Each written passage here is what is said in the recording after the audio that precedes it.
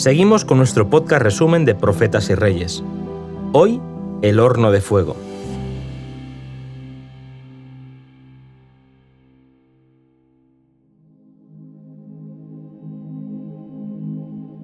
El sueño de la gran imagen, que presentaba a Nabucodonosor acontecimientos que llegaban hasta el fin del tiempo, le había sido dado para que comprendiese la parte que le tocaba desempeñar en la historia del mundo y la relación que su reino debía sostener con el reino del cielo.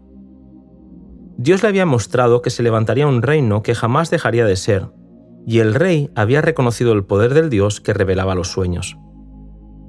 Por un tiempo tuvo temor del Señor, pero su ambición, la prosperidad de su reino y su deseo de ensalzarse lo llenaron de orgullo.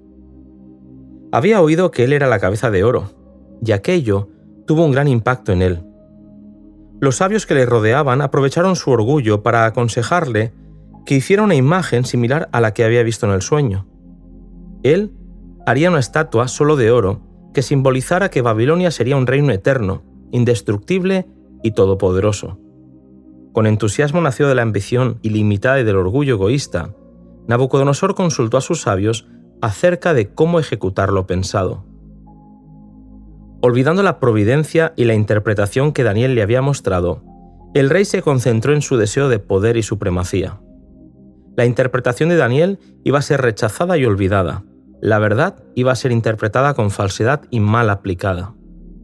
Satanás estaba activo procurando estorbar el propósito divino en favor de la familia humana.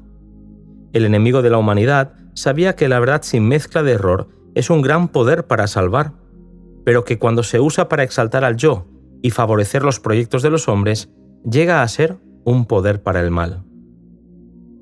Con grandes recursos a su disposición, Nabucodonosor levantó una imagen impresionante, 27 metros de alto y 3 metros de ancho. No es sorprendente que en una tierra donde la adoración de los ídolos era universal, la hermosa e inestimable imagen levantada en la llanura de Dura para representar la gloria, la magnificencia y el poder de Babilonia, fuese consagrada como objeto de culto. Se decretó que en el día de la dedicación todos manifestasen su suprema lealtad al poder babilónico postrándose ante la imagen. Llegó el día señalado, y una gran multitud de todos los pueblos, naciones y lenguas se reunió en la llanura de Dura. De acuerdo con la orden del rey, cuando se oyó el sonido de la música, todos los pueblos se postraron y adoraron la estatua de oro. Frente al propósito divino de darse a conocer mediante aquellos jóvenes cautivos, Satanás esperaba afirmar la idolatría como única religión en aquella tierra. Pero Dios tendría la última palabra. No todos habían doblegado la rodilla ante el símbolo idólatra del poder humano. En medio de la multitud de adoradores, había 3 hombres que estaban firmemente resueltos a no deshonrar así al Dios del cielo y no se postrarían ante nadie más. A Nabucodonosor, entusiasmado por su triunfo, se le comunicó que entre sus súbditos había algunos que se atrevían a desobedecer su mandato. Ciertos sabios, celosos de los honores que se habían concedido a los fieles compañeros de Daniel, denunciaron a los 3 jóvenes judíos que osaron desobedecer la orden real. Entonces, el rey ordenó que esos hombres fuesen traídos delante de él. Les preguntó si era verdad que no habían adorado la estatua de oro que él había levantado, y los amenazó diciéndoles que se unieran a la multitud. Señalando el horno de fuego, les recordó el castigo que los esperaba si persistían en su negativa a obedecer su voluntad. Pero con firmeza, los hebreos atestiguaron su fidelidad al Dios del cielo y su fe en su poder para librarlos. Todos comprendían que el acto de postrarse ante la imagen era un acto de culto, y solo a Dios podían ellos rendir un homenaje tal. Las amenazas y la insistencia del rey no sirvieron para nada. Él sabía que eran hombres fieles que hacían bien su trabajo.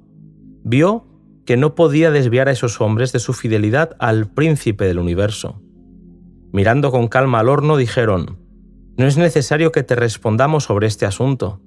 Nuestro Dios, a quien servimos, puede librarnos del horno de fuego ardiente, y de tus manos, rey, nos librará. Y si no, has de saber, oh rey, que no serviremos a tus dioses, ni tampoco adoraremos la estatua que has levantado». Aquello enfureció al rey y su ira no conoció límites. Ordenó que calentasen el horno 7 veces más que de costumbre y mandó a hombres fuertes de su ejército que ejecutasen la sentencia sobre aquellos 3 jóvenes de una raza despreciada y cautiva. La orden fue ejecutada y aquellos soldados arrojaron a los jóvenes al horno. Tal era la temperatura que los soldados murieron al acercarse demasiado al horno. Pero entonces el Salvador se reveló en persona y caminó junto a los jóvenes en medio del fuego. El rey esperaba ver la destrucción de los que le habían desafiado, pero su cara estaba desfigurada. ¿No habían echado al horno a 3 jóvenes? ¿Por qué él veía a 4 varones paseándose por el fuego, siendo uno de ellos semejante al Hijo de los dioses? Nabucodonosor supo ver en el fuego a aquel del que le habían hablado los jóvenes hebreos. Olvidando su propia grandeza y dignidad, descendió de su trono y ordenó a los jóvenes que salieran del horno. Sadrac, Mesac y Abednego obedecieron y salieron del fuego absolutamente ilesos.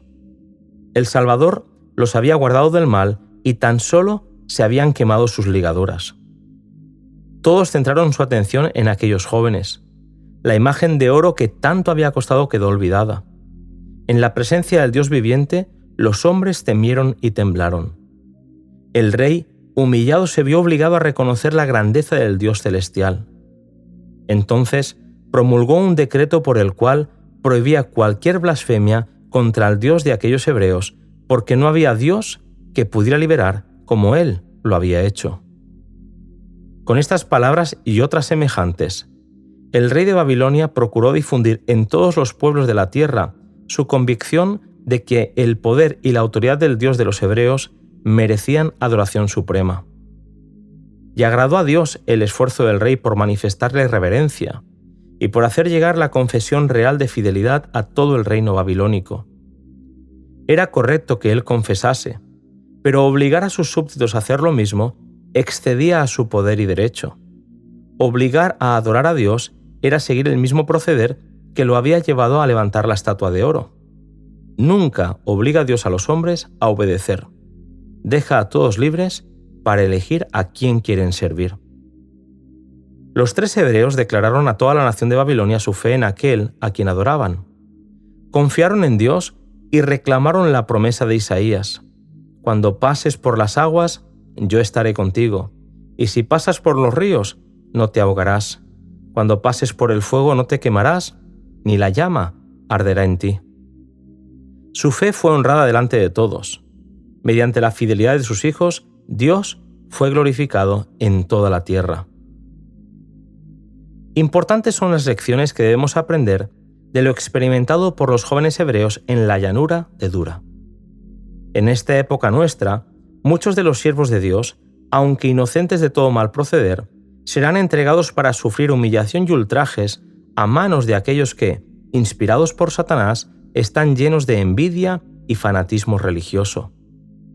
La ira del hombre se despertará en forma especial contra aquellos que santifican el sábado del 4º mandamiento, y al fin un decreto universal los denunciará como merecedores de muerte. El tiempo de angustia que espera al pueblo de Dios requerirá una fe inquebrantable. Sus hijos deberán dejar manifiesto que Él es el único objeto de su adoración y que nada los puede llevar a hacer la menor concesión a un culto falso. Para el corazón leal, los mandamientos de hombres pecaminosos y finitos son insignificantes frente a la palabra del Dios eterno. Obedecerán a la verdad, aunque el resultado haya de ser encarcelamiento, destierro o muerte.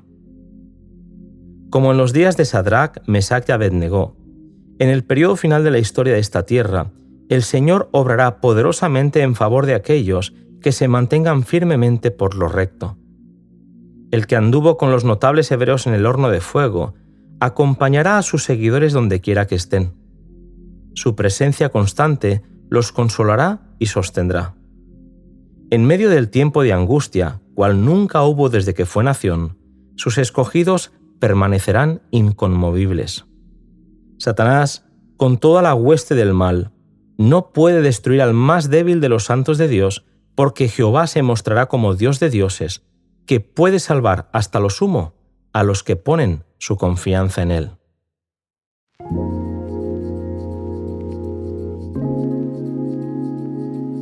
Hasta aquí, querido amigo, este apasionante capítulo. No te pierdas el siguiente podcast bajo el título de La verdadera grandeza.